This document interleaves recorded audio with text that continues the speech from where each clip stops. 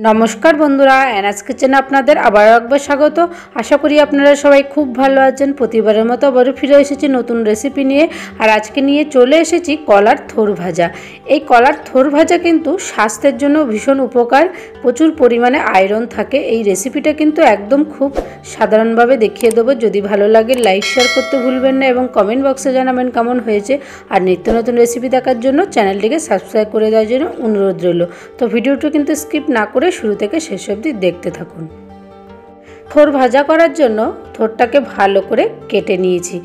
একদম কিন্তু ছোট ছোট করে কাটতে হবে, যতটা ছোট করা যায় ততটাই কিন্তু ছোট করে কেটে নিতে হবে। এরপরে সামান্য একটু নুন দিয়ে থোরটাকে হাত দিয়ে এইভাবে চটকে নেব। এইভাবে নুন দিয়ে চটকে নিলে থোরটা একদম নরম হয়ে যাবে।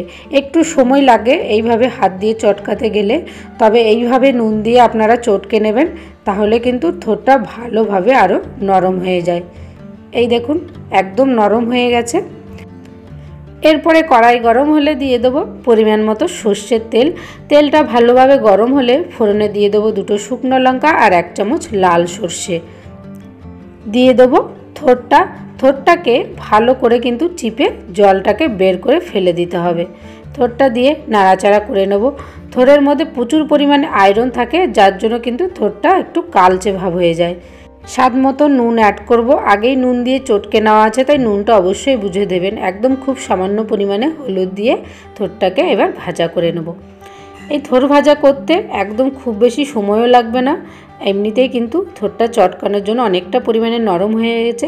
এরপর একটু 2 থেকে 3 মিনিট লো ফ্লেমে ঢেকে দিয়ে ভাজা করে নেব, তাহলে থোরটা কিন্তু ভালোভাবে সেদ্ধ হবে ভেতর থেকে। স্বাদ মতো চিনি অবশ্যই একটু হলেও অ্যাড করবেন, কারণ থোর ভাজাতে কিন্তু একটুখানি চিনি না দিলে কিন্তু এর যে স্বাদের ব্যালেন্সটা সেটা কিন্তু বজায় থাকবে না। ভালো করে নাড়াচাড়া করে ভেজে নিতে হবে। লো টু মিডিয়াম হিটে ভাজা করবেন, না হলে কিন্তু পুড়ে যাবে। একদম দেখুন কালচে হয়ে গেছে। এরপরে কিন্তু এবার নামিয়ে নেব। তৈরি হয়ে গেল কলার থোর ভাজা। এই কলার থোর কিন্তু অন্যরকমভাবেও তৈরি করা যায়। এইভাবে ভাজা করে খাবেন, দারুণ লাগে গরম ভাতে খেতে। খুব স্বাস্থ্যকর একটা রেসিপি। এই রেসিপিটা আপনারা অবশ্যই কিন্তু একবার হলেও এইভাবে ট্রাই করবেন। আর যদি ভালো লেগে থাকে লাইক শেয়ার করতে ভুলবেন না এবং কমেন্ট বক্সে জানাবেন কেমন হয়েছে। আর নিত্য নতুন রেসিপি দেখার জন্য চ্যানেলটিকে সাবস্ক্রাইব করে দেওয়ার জন্য অনুরোধ রইল। সুস্থ থাকবেন, ভালো থাকবেন। আবারও দেখা হবে নেক্সট রেসিপি নিয়ে। প্লিজ আপনারা অবশ্যই পাশে থাকবেন। ধন্যবাদ।